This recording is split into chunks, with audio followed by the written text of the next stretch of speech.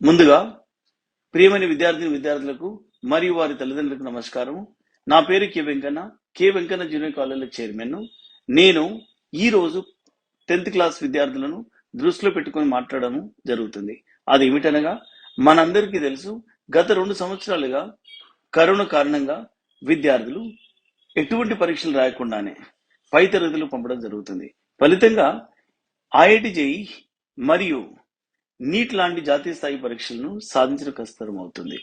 దీనిని అధిగమించడానికి మరియు 10వ తరగతి పరీక్షలో అత్యధిక మార్కులు సాధించడానికి నేను మీ ముందుకు కే వెంకన్న జూనియర్ కాలేజ్ ప్లాట్ఫామ్ ద్వారా అనుభవజ్ఞులైన అధ్యాపకులచే ఉచిత వీడియో క్లాసులు, హ్యాండ్ రిటన్ నోట్స్ మరియు గత ప్రశ్నపత్రాల సమాధానాల విశ్లేషణ ఇవ్వబడును. కాబట్టి నేను విద్యార్థులకు చెప్పదలుచుకున్నది ఏంటంటే, ఈ ఉచిత వీడియో క్లాసులను మరియు హ్యాండ్ రిటన్ నోట్స్లను క్లాస్ రూమ్ లో కూర్చొని చదువుకున్నంత సీరియస్ చదువుకోవాలను. ఇంకొకటి ఏమిటనగా, ఈ యొక్క క్లాసులు విన్న వెంటనే అర్థం చేసుకొని ప్రాక్టీస్ చేయవలను. ప్రాక్టీస్ చేయడం అంటే కేవలం చదవడం కాదు, పేపర్ మీద రాయవలను. అలాగైతే గుర్తుండిపోతుంది. దీంతో పాటు మీ యొక్క నాలెడ్జ్ ని పరీక్షించుకునే కొరకు త్వరలో ఫ్రీ ఫైనల్ పరీక్షలు కూడా నిర్వహించబడు. ఈ యొక్క అవకాశాన్ని సద్వినియోగం చేసుకోవాలని 10th చదివే విద్యార్థులకు విజ్ఞప్తి చేస్తున్నాను.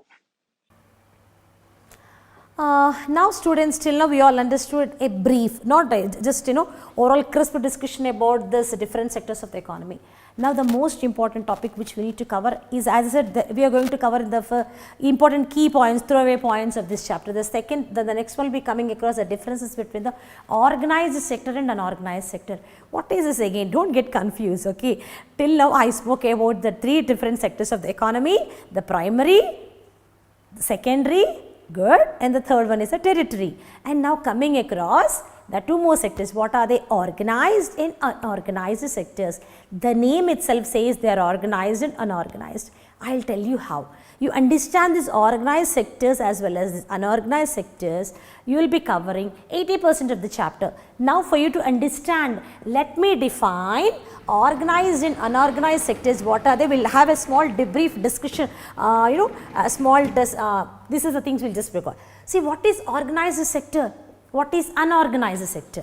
Organized sector is nothing but this is generally normally governed by government.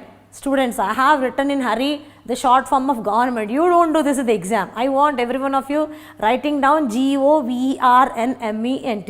Because of the limitation of time, I have written GOVT, but you all will not write this, okay? So what is organized sector?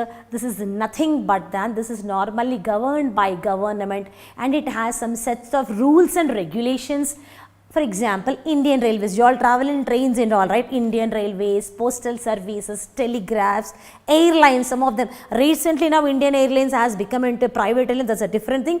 Before it was Air India was also a part of organized sector. So I think very clear. All these sectors, all the work things which come across, and which fall under the government, the domain of the government, they are called as organized sector. So make sure, remember always, you will have whenever you travel in the trains, you see Bharatiya Railway, Indian Railways, Dakshin Railway, this all you say no. So obviously what is this? This is none other than Indian Railways. So obviously which falls under organized sector.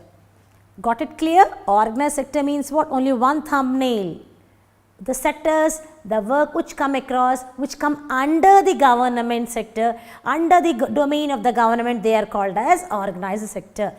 ఏవైతే మన ప్రభుత్వం మన కింద పెట్టుకొని వాళ్ళ కింద పని చేయిస్తుందో, ప్రభుత్వం ఒక తన ఆధీనంలో పెట్టుకుని పని చేస్తుందో, వాటిని మనము ఆర్గనైజ్డ్ సెక్టర్ కింద పరిగణిస్తాము. And now coming back to the unorganised sector. What is this unorganised sector? This sector is largely out of the control of government and no rules and regulations. It doesn't mean that it does not have any rules and regulations. The rules and regulations they do have, but they are not as stringent as or some organized or something like government. They are a bit different from government rules and regulations. So they all fall under unorganized sector. Students, don't get confused. Only one thing you'll have to remember. Organized sector is all the things which fall under government or organized sector. All the things which are largely out of the government sector, they all are called as unorganized sector. I think this is very clear now. Thank you. Uh, Now we understood the important topics which to be covered in production and employment. We have got a crystal clear picture. Now let us get into the depth of every topic. What is the significance of each topic and how we need to understand, how we need to grab the subject from that. Now if you don't understand the different sectors of the economy, how did they vary in their graph in the tabular form, you will not be able to understand gross domestic product. What is gross domestic product? What did I say? It's nothing but the country's income indicator and monetary value of all finished goods and services is called as GDP. I said already explained you that.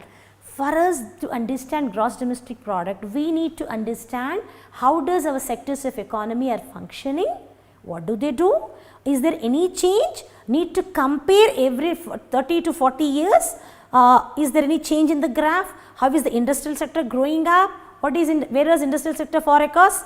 Secondary sector, right. So is there any change in the primary sector or the industrial sector or even the tertiary sector? We need to understand this tabular form, which will be a very important question in the exam point of view from the board exams. Now we are into CCE pattern, continuous comprehensive evaluation of 10th class board exams of Telangana board.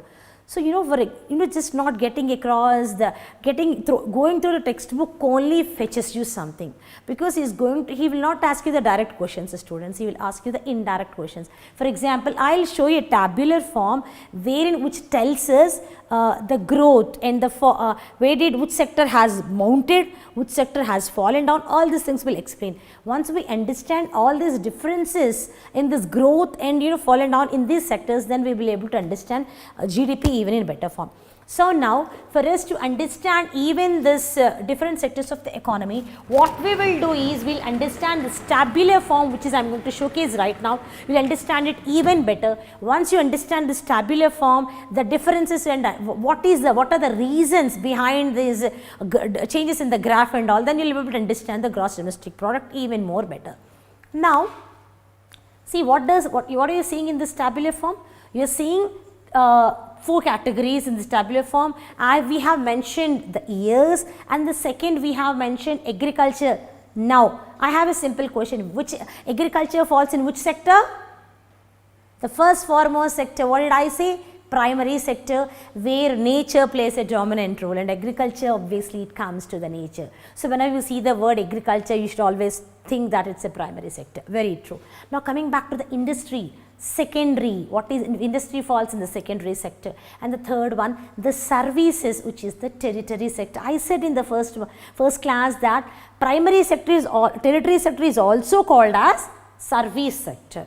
Now let us understand, let us not go even in depth the immediate period of the post independence, because the economy took some amount of time to reconstruct it ourselves. So let's come back to 1970s and correlate between the 2010 across, and let us correlate what was the difference between these 40 to 50 years. Are there any indicators, was there any development wherein we can really rely upon? So let us focus on all those things.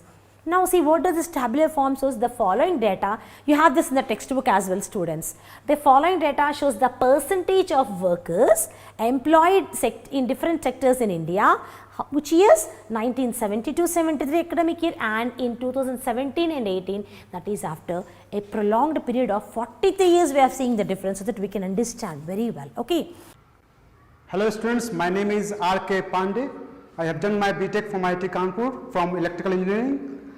I teach chemistry in K Venkanna classes. I head the chemistry department. The main facility of K Venkanna classes is all the faculty are very rich in experience, and they have taught students who have secured single and double digits. They have got very good ranks in JEE and NEET. So if you are serious for your career and if you want to pursue your career in engineering or medical, you are surely welcome here.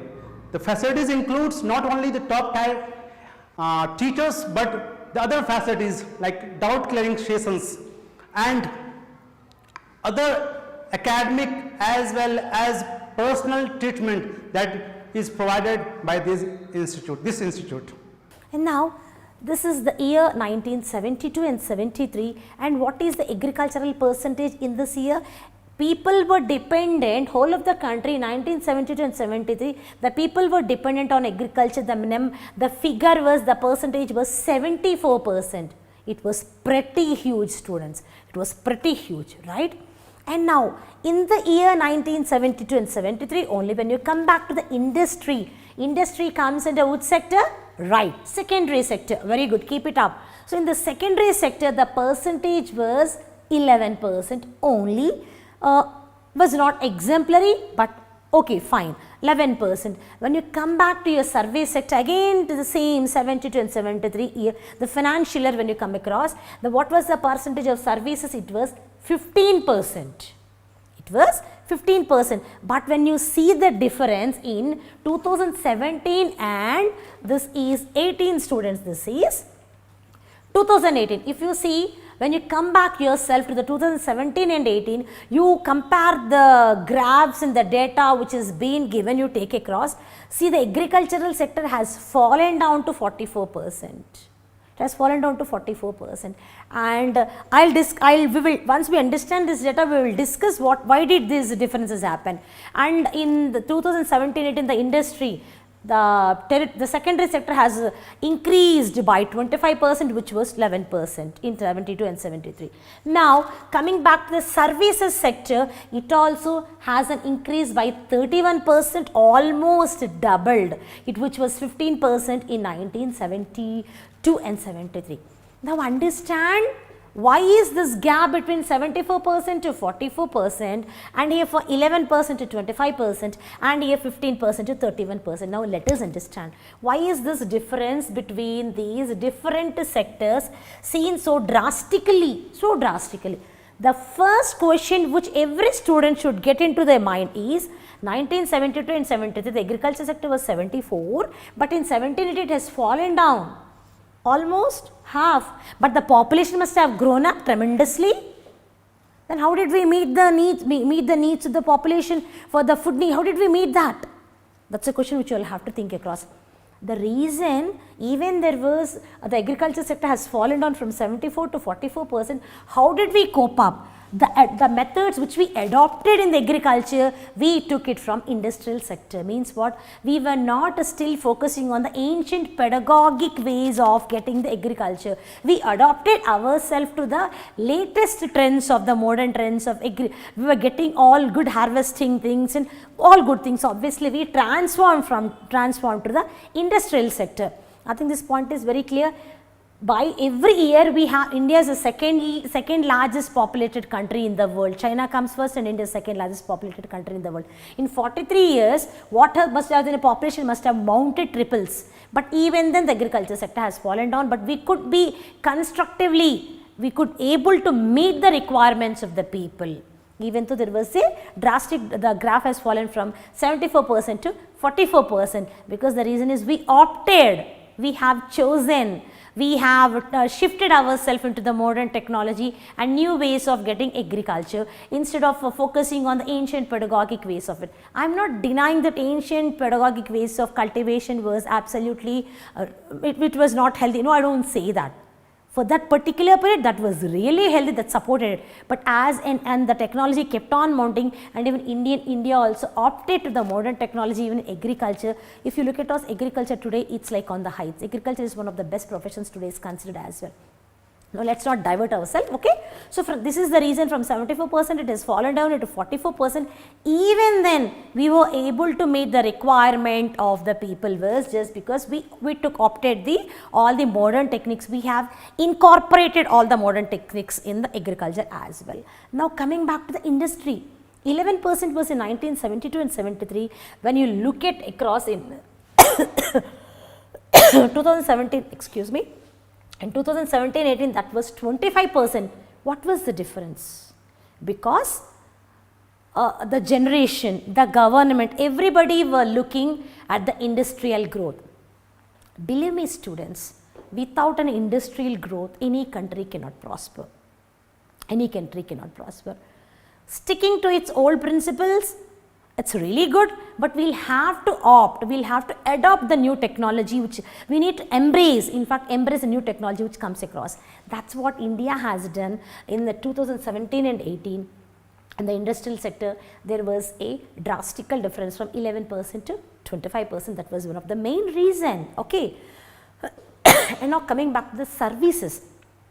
Services, which sector does this fall in? This falls in territory sector, where only the people does the service like hospital, hospitals, insurance companies, all other things which come across. Obviously, when this everything is kept on mounting, the people who need to service also increases automatically, obviously, right. So, obviously, the people in the service sector, the territory sector also increased a lot.